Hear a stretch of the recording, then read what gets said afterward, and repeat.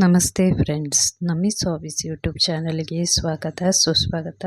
Friends, ನಾನಿವತ್ತು ಮೊಳಕೆ ಕಟ್ಟಿರುವಂಥ ಹೆಸರು ಕಾಳಿನಿಂದ ರುಚಿಕರವಾಗಿರುವಂತಹ ಒಂದು ಮಸಾಲ ರೊಟ್ಟಿನ ಮಾಡೋದು ಹೇಗೆ ಅಂತ ತಿಳಿಸ್ಕೊಡ್ತೀನಿ. ನಾನು ಈ ಹಿಂದೆ ಹೆಸರು ಕಾಳಿನ ಪರೋಟ ಹಾಗೆ ಹೆಸರು ಕಾಳಿನ ದೋಸೆ, ಅದ್ರ ಜೊತೆಗೆ ಮೊಳಕೆ ಕಟ್ಟಿರುವಂತಹ ಹೆಸರು ಕಾಳಿನ ವಡೆ ಮಾಡೋದನ್ನು ಸಹ ವಿಡಿಯೋನ ಹಾಕಿದ್ದೀನಿ. ಡಿಸ್ಕ್ರಿಪ್ಷನಲ್ಲಿ ಅದರ ಲಿಂಕನ್ನು ಹಾಕಿರ್ತೀನಿ. ನೀವು ಒಂದು ಸರ್ತಿ ಅದನ್ನು ಸಹ ಟ್ರೈ ಮಾಡಿ ನೋಡಿ. ನಾನು 1 ಕಪ್ನಷ್ಟು ನೆನೆಸಿರುವಂತಹ ಹೆಸರು ಕಾಳನ್ನು ತೊಗೊಂಡಿದ್ದೀನಿ. ಅದರ ಜೊತೆಗೆ ಒಂದು 2ರಿಂದ 3 ಹಸಿಮೆಣಸಿನಕಾಯಿ, ಸ್ವಲ್ಪ ಕೊತ್ತಂಬರಿ ಸೊಪ್ಪು ಹಾಗೆ ಕರಿಬೇವಿನ ಸೊಪ್ಪು, ಸ್ವಲ್ಪ ಶುಂಠಿ ಹಾಗೆ ಒಂದು ದೊಡ್ಡ ಈರುಳ್ಳಿನ ಸಣ್ಣಗೆ ಹೆಚ್ಚಿಟ್ಕೊಂಡಿದ್ದೀನಿ. ಈಗ ಒಂದು ಮಿಕ್ಸಿ ಜಾರನ್ನು ತಗೊಳ್ಳೋಣ. ಮಿಕ್ಸಿ ಜಾರಿಗೆ ನೆನೆಸಿ ನೀರು ಬಸ್ತಿರುವಂತಹ 1 ಕಪ್ನಷ್ಟು ಹೆಸರು ಕಾಳನ್ನು ಇದಕ್ಕೆ ಹಾಕ್ಕೊಳ್ಳೋಣ. ನೀವು ಬೆಳಗ್ಗೆ ಮಾಡೋದಾದರೆ ರಾತ್ರಿನೇ ನೆನೆಸಿಟ್ಕೊಳ್ಳಿ, ಇಲ್ಲ ಸಂಜೆ ಮಾಡೋದಾದರೆ ಬೆಳಗ್ಗೆ ನೆನೆಸಿಟ್ಕೊಂಡು ಇದನ್ನು ರೆಡಿ ಮಾಡ್ಕೊಳ್ಳಿ.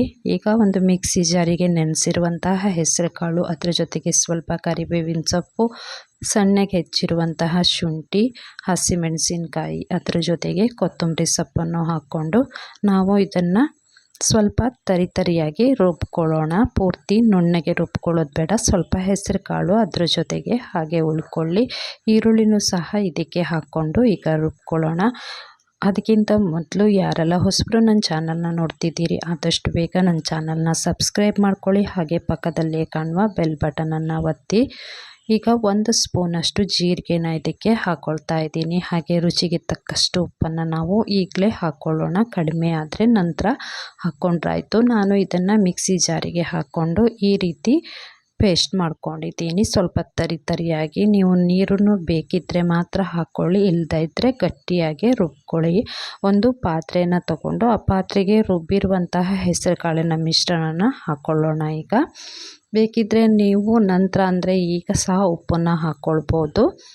ನೋಡಿ, ಈ ರೀತಿ ತರಿಯಾಗಿ ಸ್ವಲ್ಪ ಹೆಸರು ಕಾಳು ಹಾಗಾಗಿ ಉಳಿದಿದೆ.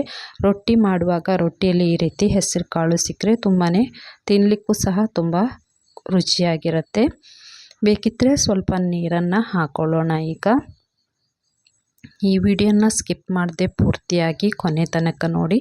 ವಿಡಿಯೋ ಇಷ್ಟ ಆದರೆ ಒಂದು ಲೈಕ್ ಮಾಡಿ, ಹಾಗೆ ಆದಷ್ಟು ವಿಡಿಯೋನ ಶೇರ್ ಮಾಡಿ.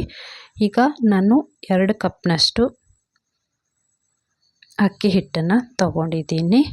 ಇದಕ್ಕೆ ಹೆಸರು ಕಾಳಿನ ಪೇಸ್ಟ್ ಇದೆಯಲ್ಲ, ಅದಕ್ಕೆ 2 ಕಪ್ನಷ್ಟು ಅಕ್ಕಿ ಹಿಟ್ಟನ್ನು ಹಾಕ್ಕೊಂಡು ನಾವು ಚೆನ್ನಾಗಿ ಇದನ್ನು ಒಂದು ಸರ್ತಿ ಮಿಕ್ಸ್ ಮಾಡಿಕೊಂಡು, ಬೇಕಿದ್ದರೆ ಸ್ವಲ್ಪ ನೀರನ್ನು ಹಾಕ್ಕೊಂಡು ಇದನ್ನು ಗಟ್ಟಿಯಾಗಿ ರೊಟ್ಟಿ ಹದಕ್ಕೆ ಕಲಿಸ್ಕೊಳ್ಳೋಣ. ನಾನು ಕಲಸಿಟ್ಕೊಂಡಿದ್ದೆ. ಈಗ ಒಂದು ಬಾಳೆ ಎಲೆನ ತೊಗೊಂಡಿದ್ದೀನಿ ನಾನು. ನೀವು ಬಟರ್ ಶೀಟ್ ಮೇಲೆ ಬೇಕಾದರೂ ಮಾಡ್ಕೊಳ್ಬೋದು. ಬಾಳೆ ಎಲೆ ಮಾಡಿದರೆ ತುಂಬ ರುಚಿಯಾಗಿರುತ್ತೆ. ಬಾಳೆ ಎಲೆಗೆ ನಾನು 1 ಸ್ಪೂನಷ್ಟು ಎಣ್ಣೆನ ಹಾಕ್ಕೊಂಡು ಇದನ್ನು ಸ್ವಲ್ಪ ಸ್ಪ್ರೆಡ್ ಮಾಡ್ಕೊಳ್ತೀನಿ ಕೈಯಲ್ಲಿ. ಕಲಸಿರುವಂತಹ ಹಿಟ್ಟನ್ನು ಒಂದು ಉಂಡೆನ ಮಾಡಿಕೊಂಡು, ನಿಮಗೆ ಎಷ್ಟು ದೊಡ್ಡಕ್ಕೆ ಬೇಕು ರೊಟ್ಟಿ ಹಾಗೆ ಅಷ್ಟು ದೊಡ್ಡ ಸೈಜಿನ ಒಂದು ಉಂಡೆನ ಮಾಡಿಕೊಂಡು ಬಾಳೆ ಎಲೆ ಮೇಲೆ ತಟ್ಟಿ ಇದನ್ನು ರೊಟ್ಟಿ ಮಾಡಿಕೊಂಡ್ರೆ ತುಂಬ ಚೆನ್ನಾಗಿರುತ್ತೆ. ಇದಕ್ಕೆ ಯಾವುದೇ ಚಟ್ನಿ ಅವಶ್ಯಕತೆ ಇರಲ್ಲ. ಬಿಸಿ ಬಿಸಿ ರೊಟ್ಟಿ ತುಪ್ಪದ ಜೊತೆಗೆ ತಿನ್ಬೋದು. ಆರೋಗ್ಯಕ್ಕಂತೂ ಹೆಸರು ಕಾಳು ತುಂಬಾ ಒಳ್ಳೆಯದು. ನೋಡಿ, ಈ ರೀತಿ ರೊಟ್ಟಿ ಮಾಡಿದಾಗ ಮಧ್ಯೆ ನೋಡಿ ಇಲ್ಲಿ ಹೆಸರು ಕಾಳು ಸಿಗ್ತಿದೆ ನೋಡಿ. ಈ ರೀತಿ ಬಾಳೆ ಎಲೆಯಲ್ಲಿ ಎಷ್ಟು ದೊಡ್ಡಕ್ಕೆ ಬೇಕೋ ಅಷ್ಟಕ್ಕೆ ದೊಡ್ಡಕ್ಕೆ ರೊಟ್ಟಿನ ತಟ್ಕೊಂಡು ನೀವು ದೋಸೆ ಹಂಚು ಅಥವಾ ರೊಟ್ಟಿ ಹಂಚಿನ ಮೇಲೆ ಇದನ್ನು ಕಾಯಿಸ್ಕೊಳ್ಬೋದು. ನಾನು ಗ್ಯಾಸ್ ಹಚ್ಚಿ ಗ್ಯಾಸ್ ಮೇಲೆ ಈಗ ದೋಸೆ ಹಂಚನ್ನು ಇಟ್ಕೊಂಡು 1-2 ಸ್ಪೂನಷ್ಟು ಎಣ್ಣೆನ ಹಾಕ್ಕೊಂಡು ಸ್ಪ್ರೆಡ್ ಮಾಡ್ಕೊಳ್ತಾ ಇದ್ದೀನಿ. ಈಗ ಬಿಸಿಯಾದ ಕೂಡಲೇ ನಾವು ಬಾಳೆಲೆನ ತಿರುವಿ ಹಾಕಿ ರೊಟ್ಟಿನ ತಿಕ್ಕೊಳ್ಳೋಣ. ತುಂಬ ಈಸಿಯಾಗಿ ಬರುತ್ತೆ. ನಾನು ಈ ಹಿಂದೆ ಅವಲಕ್ಕಿಯ ಮಸಾಲ ರೊಟ್ಟಿ ಹಾಗೆ ರಾಗಿ ರೊಟ್ಟಿ, ಇನ್ನೂ ಕೆಲವು ವಿಧದ ರೊಟ್ಟಿಗಳನ್ನು ನಾನು ಮಾಡಿ ವಿಡಿಯೋನ ಹಾಕಿದ್ದೀನಿ. ನೀವು ನನ್ನ ಚಾನಲ್ನ ಸಬ್ಸ್ಕ್ರೈಬ್ ಮಾಡಿಕೊಂಡ್ರೆ ನಿಮಗೆ ಈ ಎಲ್ಲ ವಿಡಿಯೋಗಳು ಸಿಗುತ್ತೆ. 1-2 ನಿಮಿಷಗಳ ಕಾಲ ಅಂದರೆ 1 ನಿಮಿಷಗಳ ಕಾಲ ಬೇಯಿಸ್ಕೊಂಡ್ರೂ ಸಾಕಾಗುತ್ತೆ. ಇದು ಒಂದು ಮುಚ್ಚಳನ ಮುಚ್ಚಿ 1-2 ನಿಮಿಷಗಳ ಕಾಲ ಇದನ್ನು ಕಾಯಿಸ್ಕೊಳ್ಳೋಣ ರೊಟ್ಟಿನ. ನಂತರ ಇದನ್ನು ತಿರುವು ಹಾಕಿ ನೋಡಿ. ಈಗ ಒಂದು ಪ್ಲೇಟಿಗೆ ಹಾಕ್ಕೊಳ್ಳೋಣ. ಬಿಸಿ ಬಿಸಿಯಾಗಿರುವಂತಹ ಹೆಸರು ಕಾಳಿನ ಮಸಾಲ ರೊಟ್ಟಿ ರೆಡಿಯಾಗಿದೆ. ಬಿಸಿ ಬಿಸಿ ರೊಟ್ಟಿಗೆ ಚಟ್ನಿ ಜೊತೆಗೂ ತಿನ್ಬೋದು, ಇಲ್ಲ ತುಪ್ಪದ ಜೊತೆಗೂ ತಿನ್ನಲಿಕ್ಕೆ ಚೆನ್ನಾಗಿರುತ್ತೆ. Thank you.